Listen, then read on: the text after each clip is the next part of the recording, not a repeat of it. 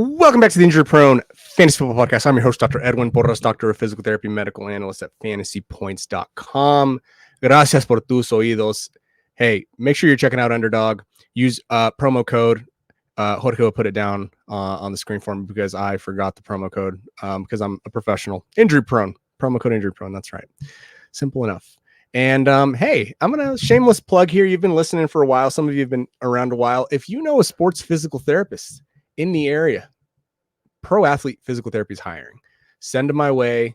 Specifically, baseball experience is needed. But if you're a new grad out there and you're looking for a job to learn a lot from and see a lot of athletes, then hit me up. All right. You go ahead and email that injury prone email. Right. So you can hit up the email. You can hit me up on Twitter at FBInjuryDoc or injurypronepod@gmail.com. And let me know who you have here in the Denver area. So, as my hair is a little bit of a mess here, let's go through Christian McCaffrey, AJ Brown, and at the end, CeeDee Lamb. So Christian McCaffrey, right? Probably one of the biggest L's that I'm willing to take here from 2024, right? And the reason that I'm willing to take the L is because, nobody really knew what Shanahan was saying, but I did take his word for it that it was, if you remember, it was first a calf strain, and then it was a tendonitis issue, and then it was a 2 tendonitis issue, and then it was, he's going to Germany so he can get stem cells issue. And realistically,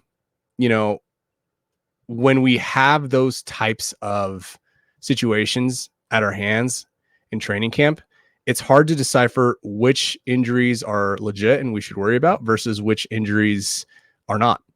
And there were a lot of different injuries, right? The Joe Burrow injury, Cooper Kupp at the beginning of in week 1, right? Had the high ankle sprain. You think of all these injuries that a lot of them don't amount to much of anything. And I have a tweet and I'm pulling it up here. See if I can find it.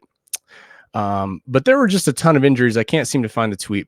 There are a ton of injuries that we were looking at the beginning of the season, and really only a couple of those ended up dragging out into the regular season and significantly impacting teams. And that was obvious. The problem is they were big names, right? It was Christian McCaffrey. It was Puka Nacua. So when we look at the situation now, he's coming back in week 10. Christian McCaffrey is, it's been confirmed. And this can always flare, right? This can always flare. This can always lead to more pain, more stiffness. You can always have a setback. These tendinopathy issues, they don't necessarily go away, but you manage it with workload management type stuff. So I wouldn't be shocked if we don't see workhorse McCaffrey the rest of 2024, honestly.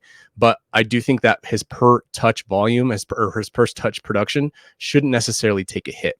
Even if it does, right? Would you take an 80% of peak Christian McCaffrey? Would you take a 90% peak Christian McCaffrey? I think the answer is yes. He might even still be a top 3 pick at that 80 to 90% clip based on what we've seen. He's high risk, high reward. At this point, I'm in a lot of leagues and I have not seen him move in any of those leagues. So you probably, if that's representative of what's going out there, you probably have been holding on to him for a while. And, unless you really work the waiver wire and finessed it, you're probably struggling right now. So you got to throw him in your lineup. You got to just hope for the best. And if you had Jordan Mason, if you're one of those teams who had Jordan Mason and you were waiting for Christian McCaffrey, you're probably doing all right and you're in good shape now. But I wouldn't bench Christian McCaffrey. This isn't a situation where you wait to see how much work they're going to give him. I think that you put him in there right away. The next guy that we're going to talk about here is AJ Brown. So initially, AJ Brown went down with a knee issue. He tried to play a few snaps, or did play a few snaps, tried to come back after halftime after he'd cooled down, and predictably he wasn't able to do it. On video, it looks like an MCL. They've said that it's not serious, but what we haven't seen yet is what they mean. And we always know every reporter is always loose with their term of what is real and what is not. So with these MCL sprains, if they are relatively mild, you don't see a lot of guys miss time. If you go to the average, if it's an average grade 2, this will cause him to miss several weeks, right? But we're being told it's not necessarily average. So at this point, I would plan on seeing AJ Brown in a relatively limited capacity until we hear differently, but you're going to have to watch those practice reports. It looks like we dodged a bullet.